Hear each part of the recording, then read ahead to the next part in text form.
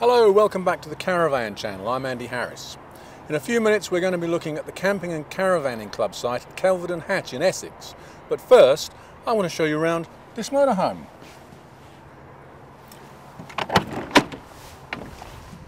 Swift have been making the Contiki for just about as long as I can remember. This is the very latest model.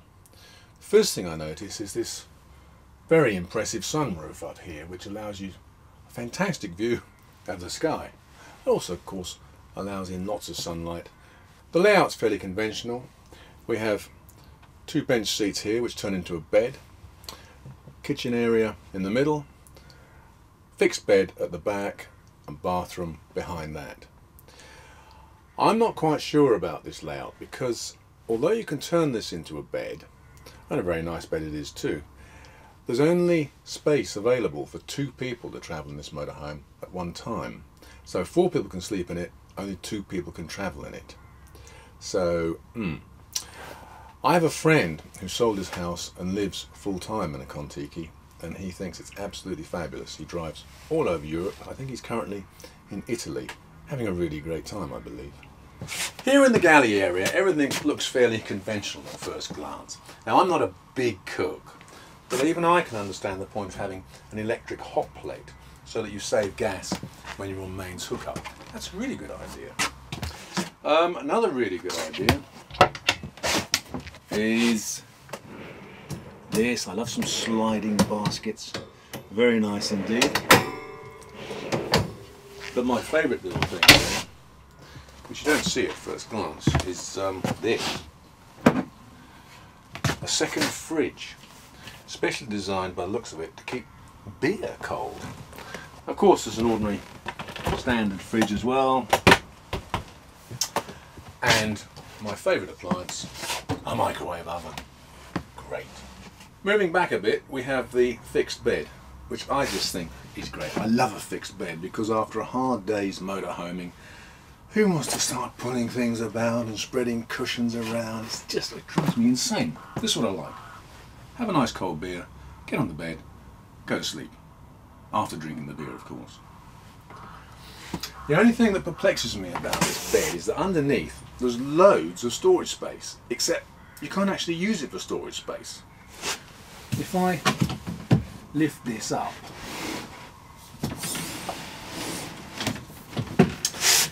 there's enough room in here for, well, all sorts of things. But getting to it is going to be really difficult. Why won't they put a door on the outside? I'll ask them next time I see them. The bathroom is just the right size. It's not too big, it's not too small. It's got some quirks. There's a shelf here, but anything you put on it is going to fall off. The shower has an interesting feature.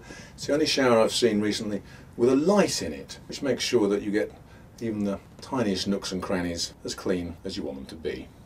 The Contiki is based on a Fiat Ducato, and the layout's, well, it's exactly the same as any other Fiat Ducato. All very nice. It's a nice wood effect, added class.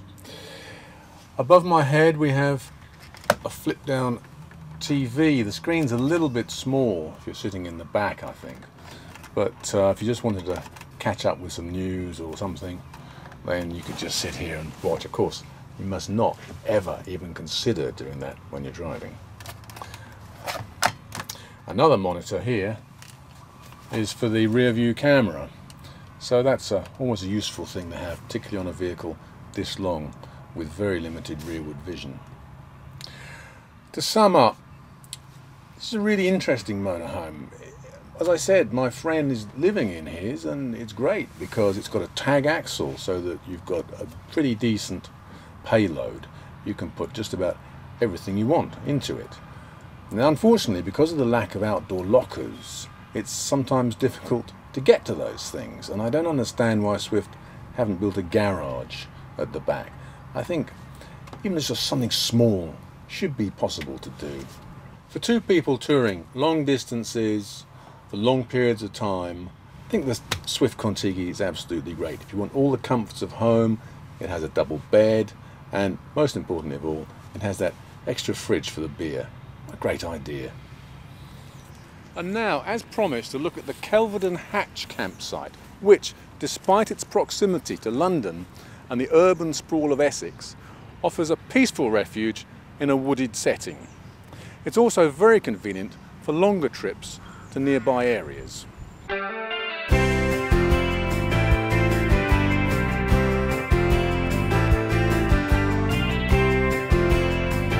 Think of Essex and you might be forgiven for conjuring up some of the more unpleasant stereotypes of the area. But look at these images. It really is a splendid part of the country. Historical towns, picturesque countryside, and 350 miles of beautiful, vibrant coastline. And nestled away in the undulating farmland, though really just outside the M25, is the camping and caravanning club site at Kelvedon Hatch. Yeah, as far as sightseeing is concerned, we're only about 10 miles, 8 to 10 miles from Chelmsford. Chelmsford's a lovely city. Not too far up the road we've got Colchester, which is a castle, a nice park. If you want to go slightly further afield, the other side of Colchester, you've got Clacton, Walton, Frinton-on-Sea, very nice areas of the seaside. All within about an hour's drive. Yes, yeah. The local area has some local village shops. In Kelvedon Hatch there's the Nissa store, and in Doddinghurst there is the local Budgeons. But usually you have to take your car, it's a bit of a walk. The wildlife is incredible, the bird life is fantastic. They've got country pubs. They can lose the sense of the city when they come here. It's peaceful, middle of nowhere, yet you've got main town of Brentwood just down the road, Ongar the other way. It's within sort of a mile and a half of the M25, the A12, but it's quiet. The noisiest thing here, the birds. Apart from the aeroplanes from Stansted that occasionally fly over, but it's a very pleasant sight. Well, we go for a few walks, you know, around the area. Through the golf course? Yeah, through the golf course, and there's a lot of different walks you can go on. Essex, we've used it as a good centre for going into London. We like visiting National Trust properties, so you know, we've done quite a bit of that, and we're going to move on this week. We're going down into Sussex now. The fact that it's got a big play area and areas where they can climb the trees and be monkeys is just perfect really for our age group, because they're 6 and 9, so it's ideal. Yeah, and we've got a nice little play area for the children. They can kick a ball about on the play area, which is quite unusual because on our sites normally ball games are definitely not allowed. Oh yes, they're climbing trees and having a great time as we speak. Well, we've got a dog walk on the site, and there are plenty of fields, and there's a wood down the road which is virtually open to public use. Site's being upgraded all the time. We've got all new hard standings this year. The pitches are excellent, legally spaced as club rules go. Yeah, grass pitches are fine. They seem to be well drained. Not that we've had any bad weather, but yeah, the quality of the site seems great. Well, the toilet block needs upgrading. It's adequate, but Nice and clean. They're good. They're not particularly sophisticated, but they suit our purposes. But they're very, very clean and well looked after, and the showers are great, lovely and hot, plenty of hot water, so it's good.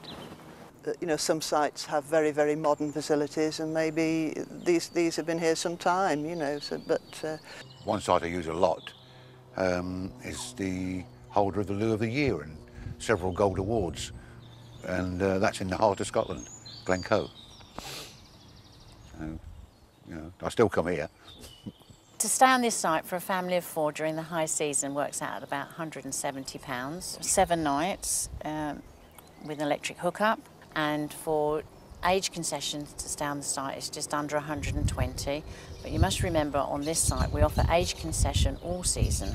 Extremely good value for money. Yeah, I don't think, as far as I'm concerned anyway. yeah, definitely, yeah. I mean, you get age concession for being over, was it over 50, I think it is, or 55. It compares very favourably for value for money. Quality-wise, I've been to some that are better, but for the few days that we're here, this is great. we always choose club sites because we know the facilities are going to be excellent. We know what we're going to get, and we know we get very good value for money. Kelvedon Hatch has a lot going for it. Plans are in place to revamp the lavatories, so rest assured that's something on the club's agenda. The site is a great place to bring the kids for a short break, with lots and lots of room to run amok, and with so much else only a drive away, as long as you can bring the car, it offers the perfect getaway. Summer is in the air and we've got 2 weekend camping packages up for grabs for the UK Motorhome and Caravan Summer Fair. The package includes camping for up to 3 nights, 2 adult weekend show tickets and 2 nights of evening entertainment. The fair is held at the Shropshire and West Midlands Showground in Shrewsbury on Saturday the 2nd and Sunday the 3rd of July. There'll be a giant outdoor exhibition of new and used motorhomes and caravans for sale, plus all manner of spares and accessories, with over 100 trade stands on site. Visit the fair's website for a full breakdown of the event and a detailed look at the entertainment that's on offer. To win one of 2 sets of weekend packages to the Motorhome and Caravan Summer Fair, just enter online at caravanchannel.tv before midnight on Tuesday, June 28th. Well, that's all we've got time for, I'm afraid. I hope you've enjoyed the show. We look forward to seeing your feedback and your comments, which you can leave via our Facebook page or on our website. You can see the show again, of course, and catch up with everything that we've done so far at the website, that's caravanchannel.tv. Well, we'll be back in a couple of weeks' time with more of the same, and we hope to see you then. So from me, Andy and Hadrian, thank you for watching and see you soon. Bye bye.